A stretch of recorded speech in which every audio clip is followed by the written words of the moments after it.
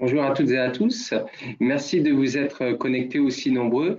Nous allons peut-être attendre 5 minutes pour que tout le monde puisse se connecter et on commencera à 18h05. Merci.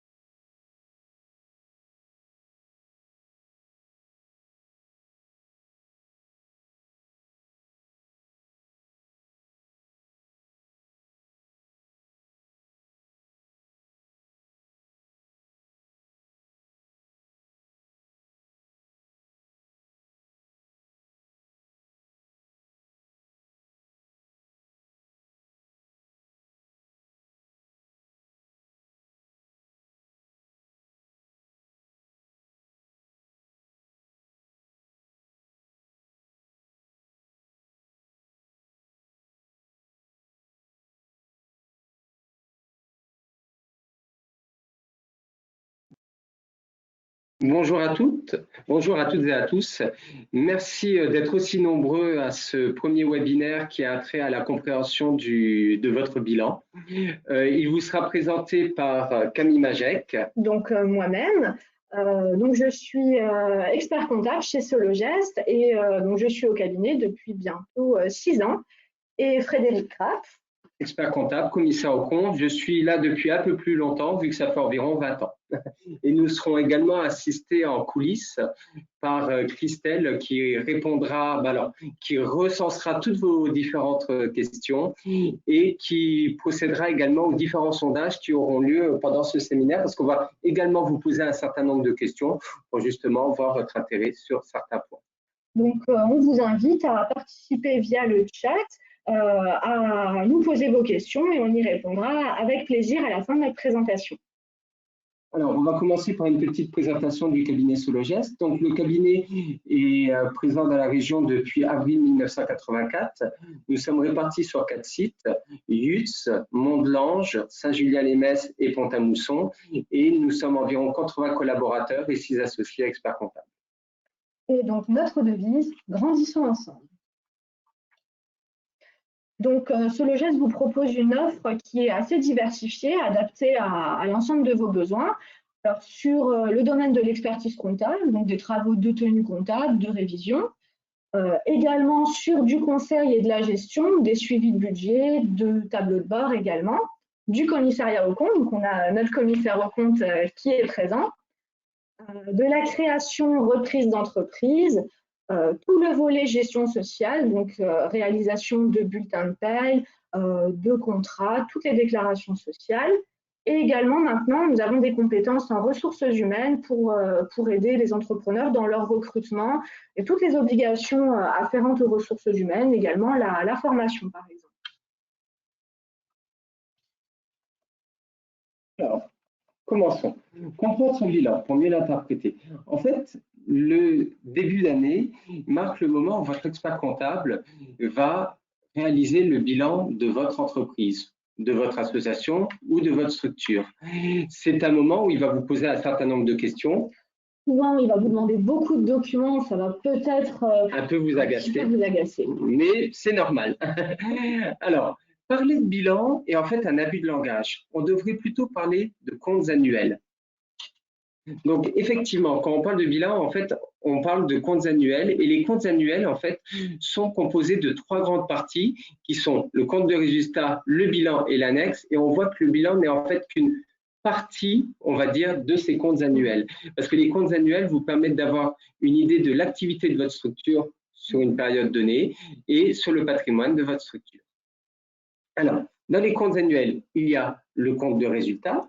C'est une traduction comptable de l'activité qu'a eu votre société sur une période donnée, le plus souvent au 31 décembre. Voilà, souvent c'est au 31 décembre. Après, il n'y a pas de règles en la matière. On peut avoir des clôtures au 30 septembre, au 30 juin. On a un petit peu de tout. C'est vrai que souvent c'est au 31 décembre. Mais ça peut être à n'importe quelle date, effectivement. Exactement. Il y a ensuite le bilan en lui-même, donc qui est une photographie du patrimoine à un instant T. Là, en l'occurrence, ce serait le 31 décembre. Et voilà. Et on a l'annexe des comptes annuels, qui est une partie que souvent votre expert comptable ne va pas vous présenter lors de la présentation dite du bilan, mais c'est un élément important, on le verra tout à l'heure, parce qu'il peut donner un certain nombre d'informations intéressantes sur la structure pour laquelle vous avez les comptes annuels. Donc, en résumé, les comptes annuels qu'on appelle bilan sont composés du compte de résultat, du bilan et de l'annexe des comptes annuels. Donc, Camille, tu vas nous présenter dans un premier temps le compte de résultat? Exactement. Donc, moi, je vais démarrer sur la présentation du compte de résultat. Donc, qu'est-ce qu'on y trouve? À quoi ça sert? Alors, le compte de résultat, qu'est-ce que c'est? C'est un document qui va traduire de façon chiffrée l'activité de votre structure sur une période donnée. Donc, en général, la période, c'est un exercice, donc qui clôture, comme on l'a dit tout à l'heure, au 31 décembre ou à un autre moment. Et c'est une période qui dure en général 1 an. Alors, tous les montants qui sont présentés dans le compte de résultat sont des montants hors taxe. Hein, c'est une précision importante.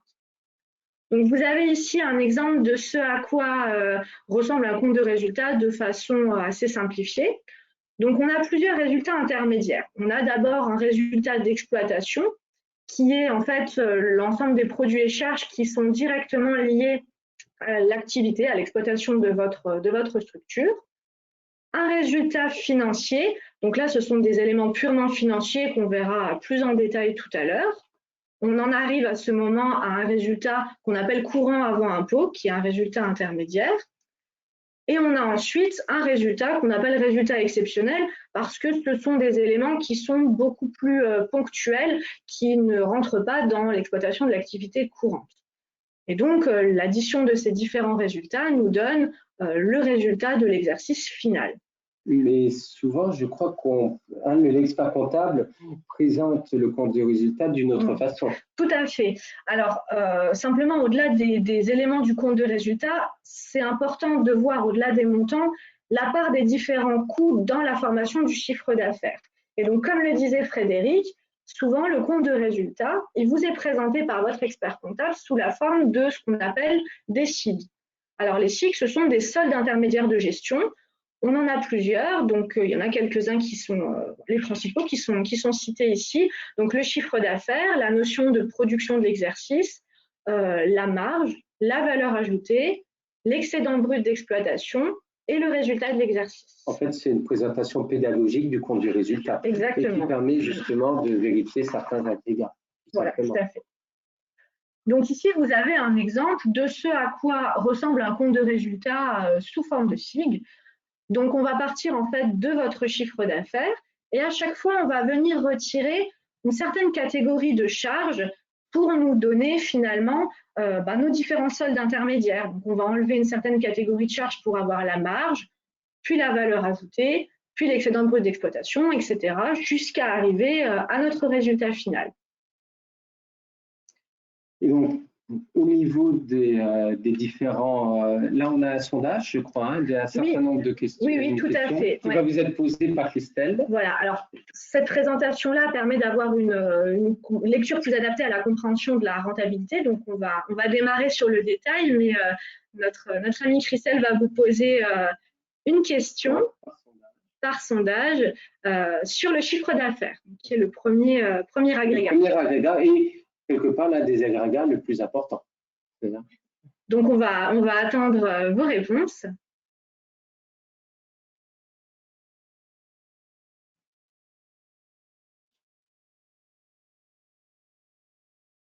Suivant, en fait, pour justement, on regardera à la fin des SIG, justement, les résultats du sondage. Donc, commençons par le chiffre d'affaires.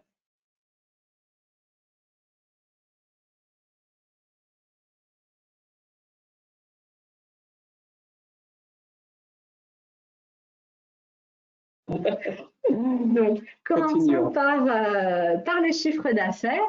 Alors, à quoi correspond le chiffre d'affaires? Il correspond en fait aux ventes de l'exercice, donc à la facturation que vous avez réalisée à vos clients sur la période.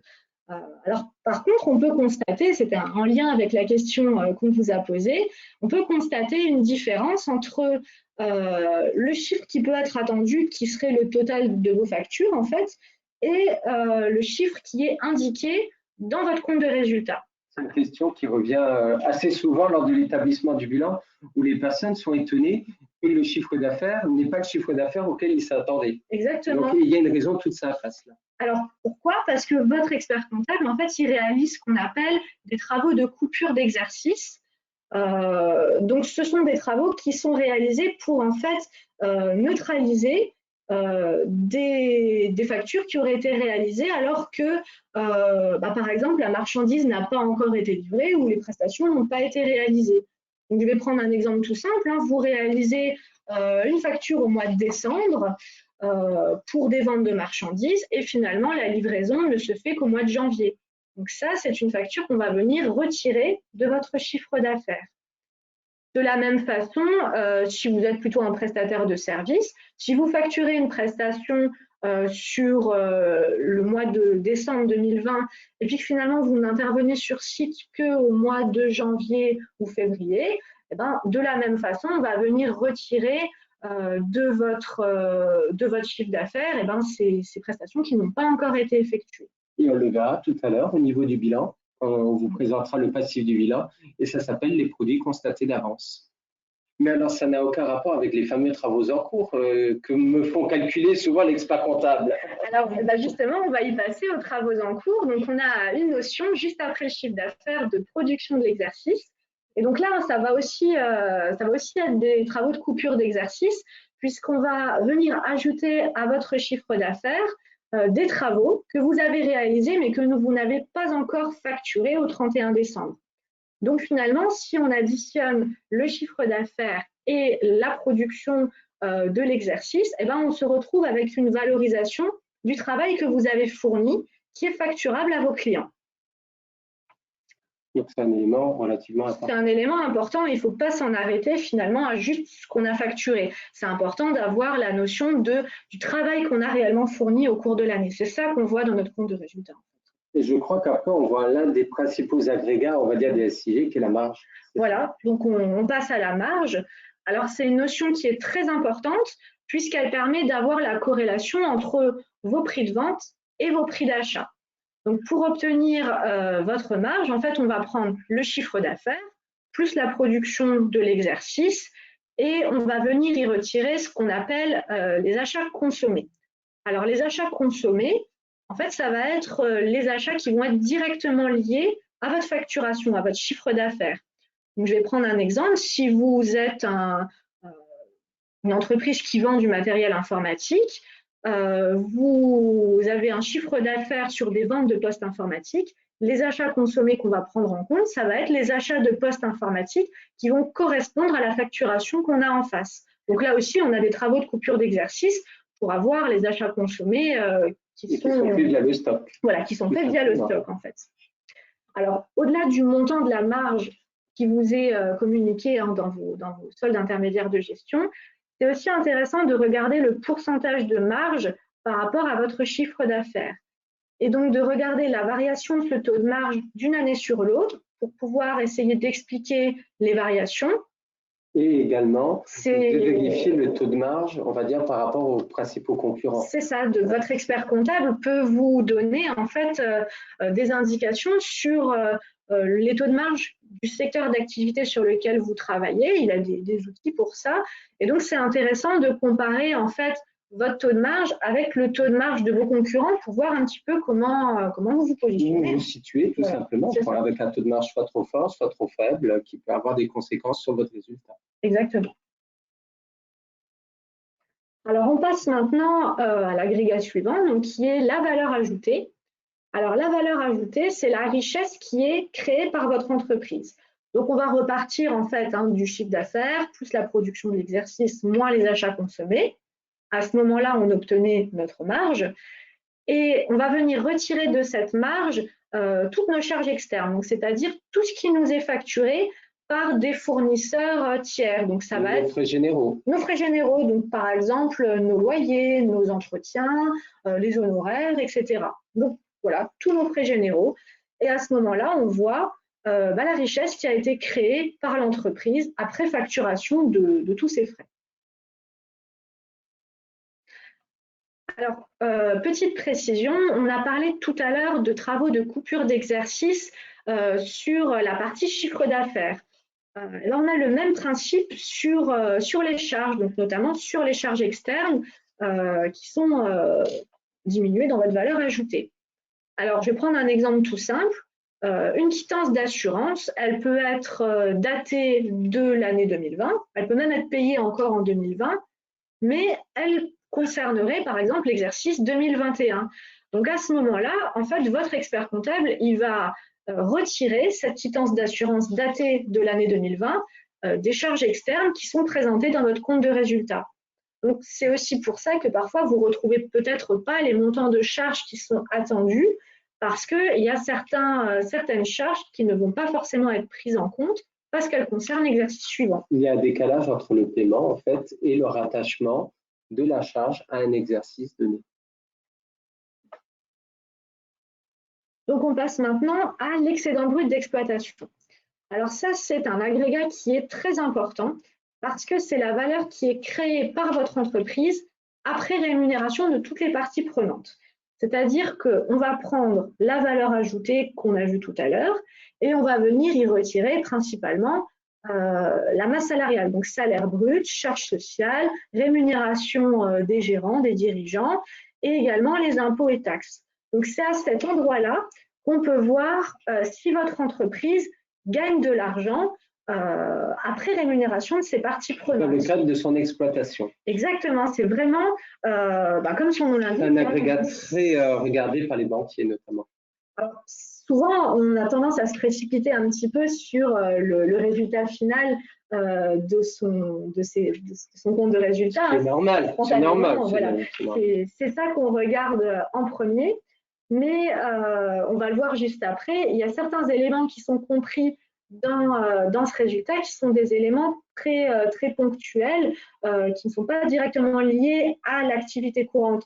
Donc, l'excédent brut d'exploitation, il est très important parce que c'est là qu'on voit la richesse créée réellement par l'activité qu'a générée votre structure. Donc, on en arrive justement ici au bas des soldes intermédiaires de gestion. Et donc, on va avoir plusieurs résultats intermédiaires avant d'arriver au résultat de l'exercice. Donc, on va tout d'abord reprendre notre excédent brut d'exploitation et on va retirer ce qu'on appelle, alors c'est principalement ce qu'on appelle les dotations aux amortissements. On verra également tout à l'heure au niveau du bilan. Pourquoi on peut déjà en parler un tout petit peu. C'est-à-dire que quand on achète un bien, une immobilisation, par exemple une voiture qui vaut 10 000 euros et qu'on sait qu'on va l'utiliser pendant un certain nombre d'années, admettons 5 ans, on va faire simple au niveau des calculs.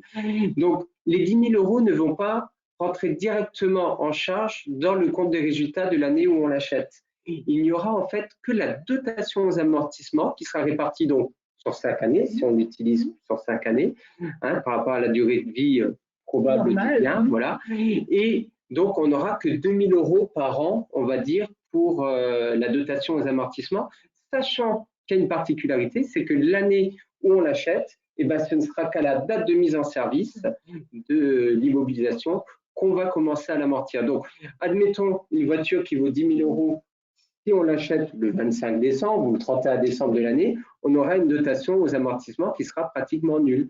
Donc, on s'attendra à avoir une charge de 10 000 euros peut-être dans son compte de résultat, mais en fait, il n'y aura pratiquement que quelques euros au titre de cette dotation aux amortissements. Donc voilà, c'est le principal élément qu'on va venir retirer de l'excédent brut d'exploitation pour avoir notre résultat d'exploitation. Donc on en arrive maintenant à un résultat intermédiaire et on va venir retirer ce qu'on appelle le résultat financier. Donc ce sont les charges et produits financiers. Donc là, ce sont des éléments qui peuvent être pour les charges, les intérêts d'emprunt principalement, des agios bancaires. Pour les produits, ça peut être des intérêts de placement, par exemple. Et on en a de moins en moins. On en a de moins en moins. Compte tenu des taux, mais bon.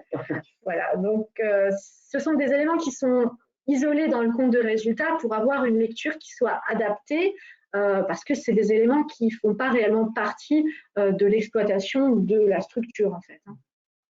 Idem pour le résultat exceptionnel. Idem pour le résultat exceptionnel. Donc, les produits et charges exceptionnels qu'on a donc tout en bas du compte de résultat, c'est des éléments qui sont très ponctuels. Donc, on a pris tout à l'heure l'exemple de l'achat d'un véhicule.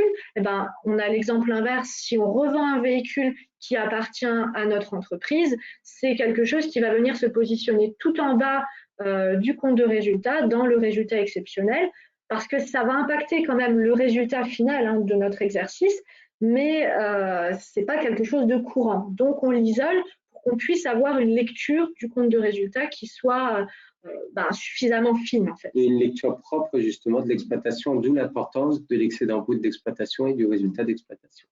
Donc, finalement, pour en arriver à notre résultat final, en fait, on prend donc notre fameux excédent brut d'exploitation moins les dotations aux amortissements. On va venir ajouter ou enlever un résultat financier, puis un résultat exceptionnel, et puis ensuite, on va avoir un résultat duquel on va enlever au besoin un impôt société s'il y a lieu d'en calculer un. Et donc, c'est seulement là qu'on obtient notre résultat final. Le résultat de la période. Voilà. Celui qu'on regarde. On est arrivé tout au bout, j'ai envie de dire. Mais alors, il y a une question souvent qu'on se pose, c'est qu'on trouve qu'il y a un décalage entre le résultat et la trésorerie de l'entreprise. C'est qu'il y a donc une différence entre les deux, bien sûr. Mais alors, comment elle s'explique? Alors, en effet, vous constaterez, et vous l'avez certainement déjà constaté, le montant de votre trésorerie au 31 décembre n'est pas le même que celui du résultat qui vous est présenté par votre expert comptable. Alors, pour ça, je vais vous parler d'une notion qui s'appelle la CAF, la capacité d'autofinancement. Alors, en fait, il va falloir reprendre notre résultat et dans ce résultat, on a certains produits et certaines charges qui n'ont pas de contrepartie en trésorerie. Donc, on n'a pas de décaissement ou d'encaissement en face de ces produits et charges. Donc, on avait pris l'exemple tout à l'heure de la dotation aux amortissements, hein, c'est l'exemple le plus simple. Si on a acheté un véhicule il y a 3 ans, eh ben, on va avoir une dotation aux amortissements, par exemple, de 2 000 €. Mais on n'aura pas de décaissement cette année dans notre. Le décaissement aura eu lieu la première année. Exactement. Donc, du coup, on est obligé en fait de retraiter notre résultat de ces produits et charges qui n'ont pas de contrepartie en trésorerie. Et ça nous permet d'obtenir ce qu'on appelle la capacité d'autofinancement. Et donc ça va être les ressources qui sont générées par la structure sur l'exercice qui vont permettre d'assurer son autofinancement. Le remboursement des emprunts. Voilà, de financer les investissements et de verser les dividendes s'il y a lieu. Et c'est pour ça que souvent, lorsque vous parlez avec votre banquier, il va vous parler de votre CAP, de votre capacité d'autofinancement, parce que ce soit au niveau du compte de résultat ou même lors d'un prévisionnel, c'est ce qui permet de, on va dire, ça montre la capacité pour l'association, l'entreprise, justement, de pouvoir rembourser un emprunt supplémentaire. Et puis, il y a d'autres petits éléments qui expliquent pourquoi la trésorerie n'est pas égale au résultat. Et tout simplement, on a des factures qui sont datées du mois de décembre, qui viennent dans notre résultat en produit ou en charge, mais elles ne vont pas forcément être payées en décembre. On va avoir des factures fournisseurs et clients qui ne seront payées que sur janvier ou février de l'exercice suivant. Tout à l'heure au niveau du passif du bilan. Exactement. Donc, c'est pour ça, pour ces raisons-là, qu'on a une trésorerie qui n'est pas égale à notre résultat finalement. Voilà. On espère être le plus clair possible. Et pour aller plus loin, on a également le tableau de bord.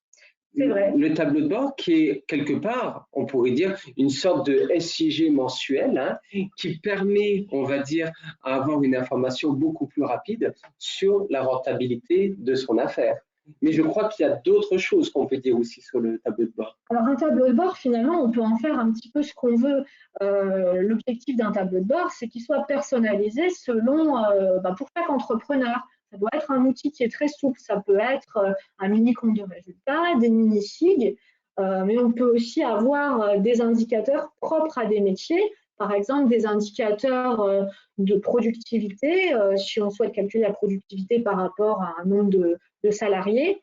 Donc tout ça, c'est des choses que peut faire votre expert comptable, construire des tableaux de bord qui sont sur mesure par rapport à vos réels besoins, en fait, pour pouvoir avoir un suivi en temps réel et préparer au mieux finalement les comptes annuels et savoir à quoi s'attendre quand on arrive au moment des comptes annuels. Et également pouvoir peut-être aussi en cours d'année, justement réaffecter le tir, par exemple à un taux de marge qui serait défaillant ou autre. Ça permet de se corriger en cours d'année. Et ce qui est important, c'est vraiment de regarder des indicateurs propres à son activité. Je pense par exemple au restaurateur ou au coût moyen découvert, des choses comme ça. C'est ça qui est important, je pense. Oui. Plus que le tableau de bord en lui-même. Oui, c'est d'en avoir l'analyse et de savoir comment l'interpréter. Donc pour ça, c'est un outil stratégique qui est très puissant dans la gestion d'une entreprise. Ou d'une association. Ou d'une association, bien sûr. Donc je vais passer maintenant la parole à Frédéric qui va vous présenter le bilan. Alors, on a vu tout à l'heure que le bilan était une photographie du patrimoine de votre structure à un instant T. Exemple, le 31 décembre. Il est composé d'une part de l'actif. L'actif, c'est tout ce que possède la société et du passif. Le passif, c'est toutes les ressources qui permettent justement de financer cet actif. Alors, on va commencer par l'actif parce que c'est plus sympa toujours de parler de tout ce qu'on possède. Alors, on a l'actif immobilisé. Donc, ce sont des biens et des matériels que possède la structure et qu'elle va utiliser dans le cadre de son activité. C'est des biens qui excèdent généralement 100 € et qui vont être utilisés pendant plusieurs années par l'entreprise. On en parlait tout à l'heure, c'était le cas du véhicule qu'on a acheté euros, on sait qu'on va l'utiliser 5 ans, et ben pendant 5 ans, il sera au niveau du bilan. Et on retrouve ici en fait la notion de dotation d'amortissement qu'on a évoquée tout à l'heure lors du compte de résultat. En fait, on va avoir le coût du bien en totalité au bilan au moment de son achat, et puis on va l'étaler dans le compte de résultat, et au fur et à mesure qu'on va le passer en charge, ça va venir diminuer notre actif. Voilà. Et à la fin, il aura une valeur comptable de 0, mais ça ne veut pas dire qu'il n'aura plus de valeur. Il aura peut-être une valeur vénale, 2000 ou 2000. Oui, la valeur comptable n'est pas forcément la valeur économique. Mais l'actif immobilisé ne sont pas que des immobilisations corporelles, que des biens tangibles. Ça peut être aussi des logiciels, le fonds de commerce, qu'on retrouve dans la dénomination immobilisation incorporelle, et également des parts de sociétés, de filiales ou des coûts versés dans ce qu'on appelle les immobilisations financières. Donc ça, ce sont des biens qui vont être là de façon durable dans l'entreprise pour lui permettre de réaliser son activité. Ensuite, et on voit la petite voiture, par contre, c'est préparé. Donc, ensuite, on a l'actif circulant. L'actif circulant, il correspond en fait aux actifs qui n'ont pas vocation à rentrer dans les comptes de la structure sur du long terme. C'est-à-dire que normalement, ils ne doivent pas excéder une année d'activité. Donc, dedans, on va y avoir les stocks, que ce soit les stocks de matières premières ou les stocks de marchandises. Donc, les stocks, on est bien d'accord que normalement, ils doivent être utilisés dans l'année. Voilà, assez rapidement. On a également l'autre élément important de l'actif circulant, ce sont les créances. Donc, c'est ce que vos clients à un instant T. Donc, par exemple, on a une facture en attente que nous doit un client pour 2000 euros et elle est mise, on va dire, à l'actif du bilan. Alors, qu'est-ce qui vous allez me dire si on est en redressement judiciaire? Alors, qu'est-ce qui se passe? Admettons que mon client va être défaillant parce qu'il soit en redressement judiciaire ou qu'il a des difficultés, on va dire, à payer cette facture. Eh bien, cette créance, on va la déprécier. C'est-à-dire qu'elle avait… Ça veut dire quoi, du coup, déprécier? Alors, tout simplement, elle a une valeur de 2000 euros. Je dois mon client au 31 décembre. Eh bien, je vais considérer qu'il ne va pas pouvoir me payer. Eh bien, je vais déprécier cette créance. C'est-à-dire qu'elle avait une valeur de 2000 euros à l'origine.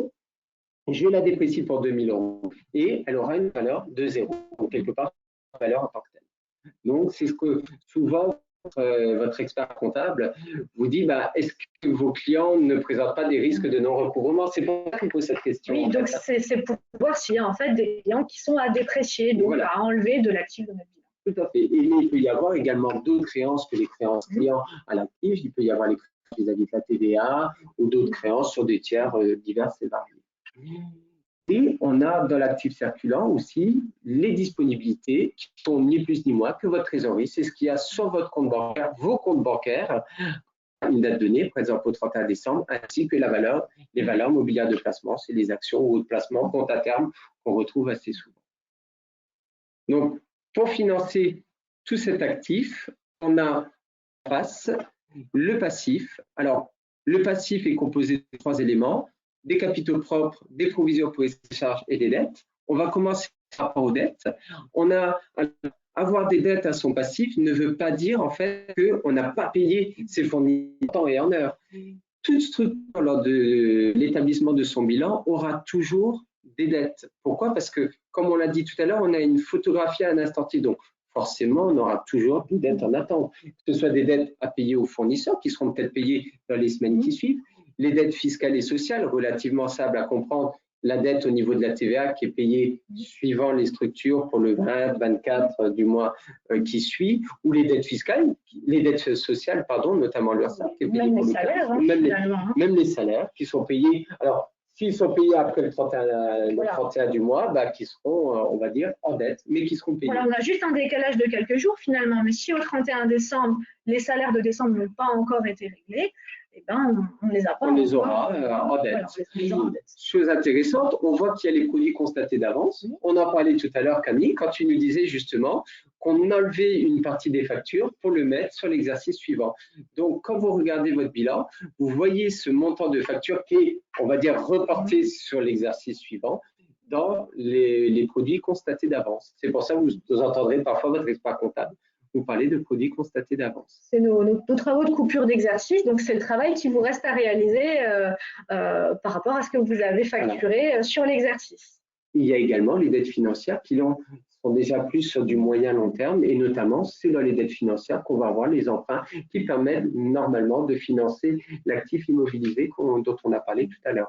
Je prends l'exemple de l'emprunt qui s'élève peut-être à 10 000 euros et qui a permis d'acheter le véhicule. Ensuite, on a les provisions pour risques et charges.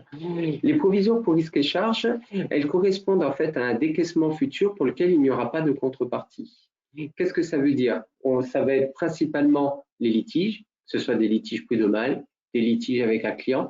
C'est pour ça qu'il est très important aussi de communiquer à votre expert comptable qui n'en a pas forcément parfois la connaissance, s'il y a tel ou tel litige. Votre expert comptable n'a pas forcément toutes ces informations-là, donc il est important de lui indiquer s'il y a un litige, par exemple, avec un salarié, avec un ancien collaborateur, pour savoir s'il y a lieu ou pas d'enregistrer une provision dans votre bilan.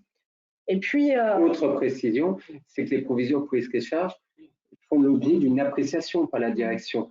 Et on verra tout à l'heure l'importance de l'annexe des comptes annuels, justement par rapport à ces provisions pour risques et charges.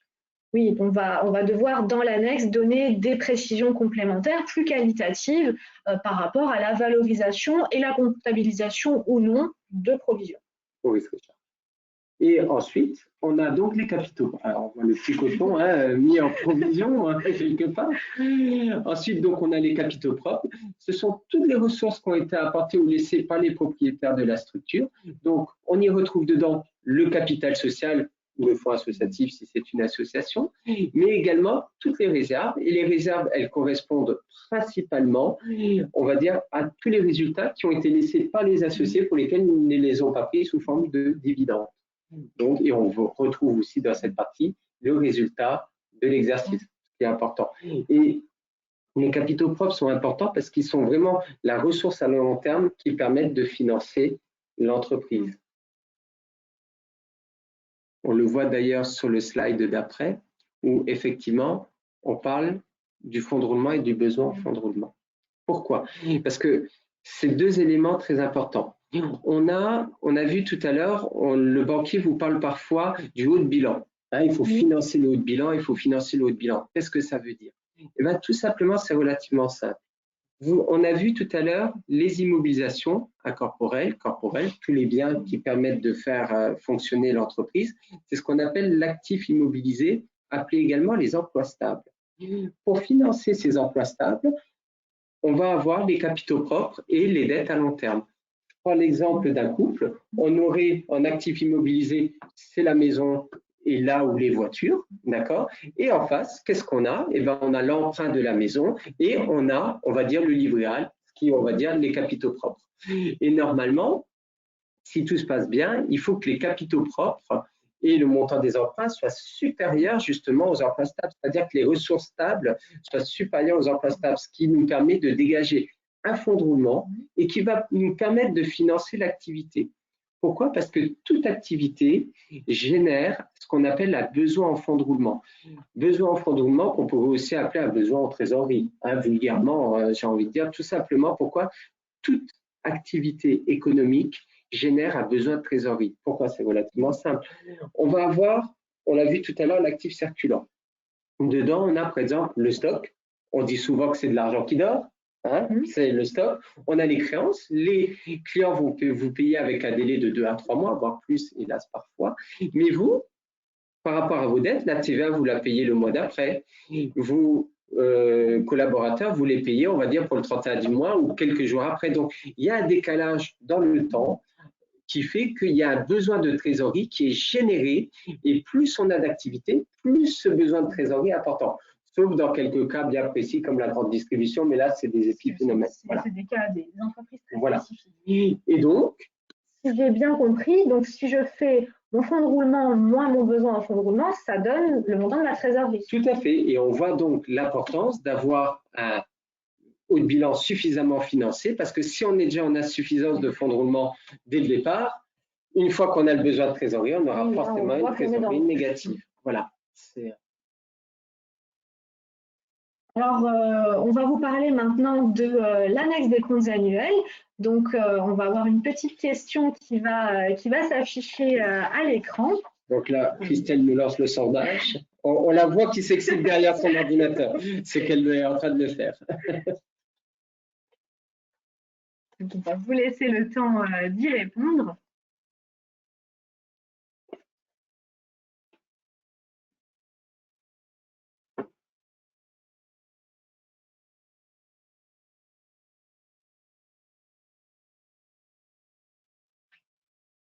Alors, l'annexe des comptes annuels, c'est quelque chose qui n'est souvent pas présenté lors de la fameuse présentation du bilan. Oui, c'est pas forcément quelque chose qu'on met en avant au moment où on présente les comptes.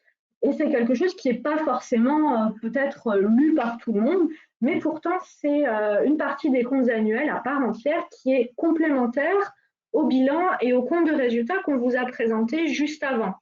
C'est un document qui est très important à plusieurs titres.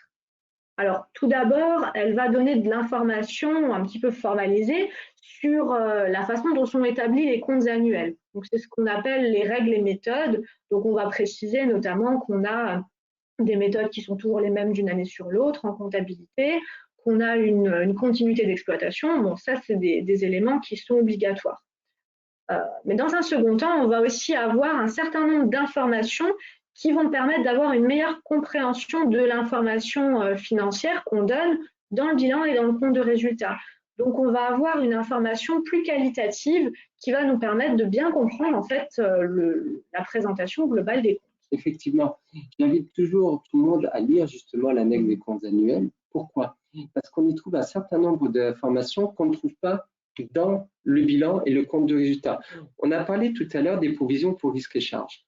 Eh bien, parfois, la direction de la société peut considérer que le risque n'est pas suffisant pour être provisionné et dans ce cas-là, il y a une obligation de mettre le litige qui existe dans l'annexe des comptes annuels. Donc, la lecture vous permettra de connaître les litiges que connaît la structure et qui ne seraient pas provisionnés.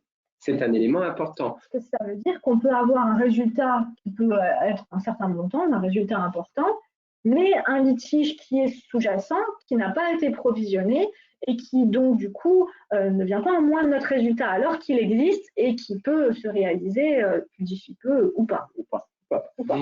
Et également, dans l'annexe, on va avoir des événements importants qui sont survenus, d'explications d'événements importants qu'on ne pourrait pas trouver dans le bilan et le compte de résultat. Je pense notamment cette année, Elias, avec le Covid.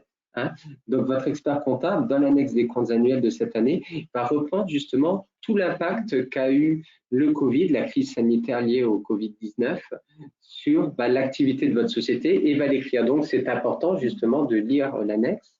Dans l'annexe, on y trouve également un autre élément important, c'est l'acte des engagements donnés et reçus par la structure. C'est très important, pourquoi? Parce que ça vous permet de voir, on va dire, les engagements qui sont pris par la société, mais qui ne sont pas traduits comptablement et financièrement dans les bilans et le compte de résultat. Il nous permet aussi de regarder les durées d'amortissement pratiquées, les méthodes comptables appliquées qui peuvent avoir un impact sur le compte de résultat et sur le bilan, suivant quel référentiel on utilise. Donc, si vous voulez, j'invite vraiment les personnes à lire l'annexe des comptes annuels, justement des partenaires ou des concurrents qu'ils ont, parce que ça permet d'avoir un complément d'information important. Alors, ce qu'il faut retenir. En résumé. Résumons. Donc, on n'a pas perdu. Voilà, j'espère que vous êtes encore tous là. Donc, on nous fait signe que 8, c'est que ça va. Donc, le bilan s'appelle en fait les comptes annuels. Et il est composé de 3 parties. Le compte de résultat. Donc, le compte de résultat, on a parlé tout à l'heure, souvent présenté sous forme de solde intermédiaire de gestion. Pour des raisons pédagogiques. Voilà. Le bilan, c'est une photographie du patrimoine de la structure à un instant T, la date, ce qu'on appelle la date de clôture, souvent le 31 décembre, et l'annexe des comptes annuels qui était méconnue avant peut-être ce webinaire, mais qui j'espère maintenant attirera votre attention dans le futur. Avec une information qualitative vraiment complémentaire par rapport au bilan et au compte de résultat qu'on a l'habitude de voir en premier. Voilà. Donc, merci de nous avoir écoutés et de nous avoir suivis déjà lors de toute cette présentation. Et maintenant, alors je ne sais pas s'il y a certaines questions. Donc là, on va demander à Christelle qui va nous dire s'il y a certaines questions ou pas. Elle nous fait signe que non. Alors, pas de questions. Alors, c'est que, alors, soit les gens ne nous ont pas compris. Oui, ils nous ont bien compris. Voilà, c'est qu'on a été suffisamment clair. En tout cas, dans tous les cas, on vous remercie de votre attention. Vous pouvez également nous rejoindre sur Facebook et sur LinkedIn. Voilà. Et si vous avez des questions complémentaires qui vous viendraient par rapport à ce webinaire, vous pouvez les poser justement on va dire à Christelle, via le petit questionnaire qui vous sera envoyé, je pense, je ne sais pas si c'est ce soir ou demain ou dans les prochains jours. Et en tout cas, on vous remercie pour votre attention. Voilà, merci à vous. Alors, vous allez avoir, je crois, 2 petites questions qui vont vous arriver pour savoir si cette présentation a répondu à vos attentes. On espère que c'est le cas. Et on se tient à votre disposition pour toute question complémentaire, bien sûr. Très, très bonne soirée à tous et à très bientôt. Bonne soirée, au revoir. Bonne soirée, au revoir.